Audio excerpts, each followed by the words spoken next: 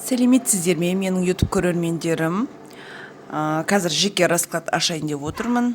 Жігітіңіздің ойы, сезім бар ма, кездесу бола ма, пауза или конец, соның барлығын көріп жатармыз сұрақтар бойынша. Егер де таро жорама картасын үйренем дейтін жандар, қызығушылығы бар жандар болса, хабарласамыз.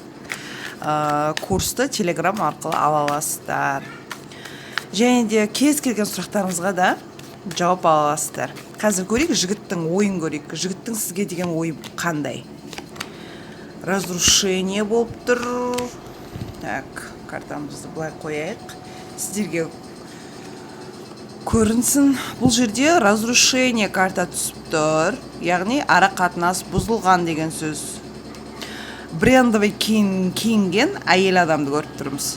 Өте сырт келбетіңіз ұнайды, өзіңіздің талғамыңыз, үйлесімін тауып тұр. Бұл жерде қаражаты бар, өзінен аямайды, жағы ухоженная, яғни өз-өзіне көңіл бөлетін, өзіне қарайтын, сондай қыз ретінде көреді сізді. Және де мына жерде бокал көтеріп тұрған тройка кубковый картамыз түсті. Бұл жерде бір әйелдің кедергісі бар деп тұр. Егер де сіз болатын болсаңыз, тағы да әйел адамның кедергісі бар деп түсіп тұр. Және де переживанияңыз бар. Іштегі бір агрессияны көріп тұрмын. Так, жігіттің сіз туралы тағы не ойлайды? Ешкімнің мнениесі, яғни сөзі өтпейтін, тек қана өзінің дегенмен жүретін қыз ретінде көреді. Және де айырылып қалғысы келмейді менен деп ойлайды. Және де бұл жерде әйел адамды көріп тұрмыз, яғни балаңыз болуы да мүмкін. Бұл жерде өте мықты, сондай жаңағы жанашыр, бауырмашыл, балаға жақсы қарайтын сондай қыз ретінде көріп тұр. Және де айта кететінім, кубковый карта түсіп тұр, семерка. Семерка кубковый картамыз нені білдіреді? Және де бірінші айтып кеткендей, өзінің дегенмен жүретін, біреудің ақылын тыңдамайды, тек қана өзіне сенетін, сондай өте мықты қыз ретінде көреді.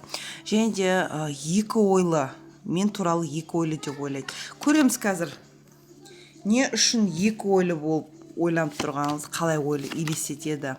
Менімен ойнап жүр деп ойлайды, өте қиын отношение деп ойлайды, сенімсіз болып тұр, менімен ойнайды деп ойлап тұр. Бұл жерде шахмат ойнап жатқан десятка пентакли картамыз түсіп тұр. Яғни бұл менімен ойын ойнап жүр. Мен туралы тағы жаман нәрселер ести ма, мен туралы хабар ести ма деген сияқты ойы бар. Бұл жерде тупик картамыз түсіп тұр, мечей. Семерка мечей. Мені алдайды деп ойлайды. Мені алдап жүр деп ойлайды. Енді жігіттің сізге деген сезімі бар ма, соны көрейік. Жігіттіңіздің сіз туралы сізге сезімі бар ма, сізге сезімі бар ма? Бұл карталарымыз нені айтады? Бұл жерде бақылау бар, сезім бар деп түсіп тұр. Бірақ қанша дегенмен мен тыңдамайды деп тұр. Және де бұл жерде бұл отношенияны тоқтатқысы келмейді бұл жігіт. Қайттан жалғастырғысы келеді, бірақ мен тыңдамайды дейді. Басқа адам бар ма деген сияқты сондай бір сізді қызғаныш ретінде картамыз шығып тұр. Өйткені мына жерде қолында дүрбі, көзінде дүрбі тұр, сізді бақылайды, интернет желісі арқылы іздейді, сезімі бар, сөз салайын десе, мен тыңдамайды деп тұр. Бірақ отношение келетін болсақ, бұл жерде жігіт сізбен қоштасқысы келмейді.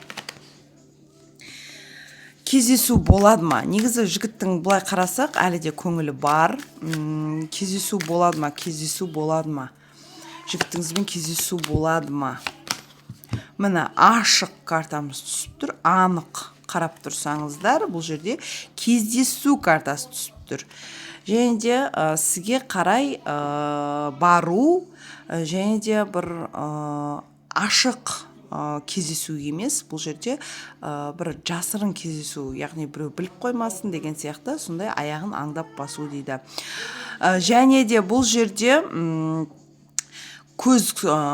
көз бар, пентакли бар, және де сізге көмектесуге ешқандай зауқы жоқ. менің ақша сұрамаса екен.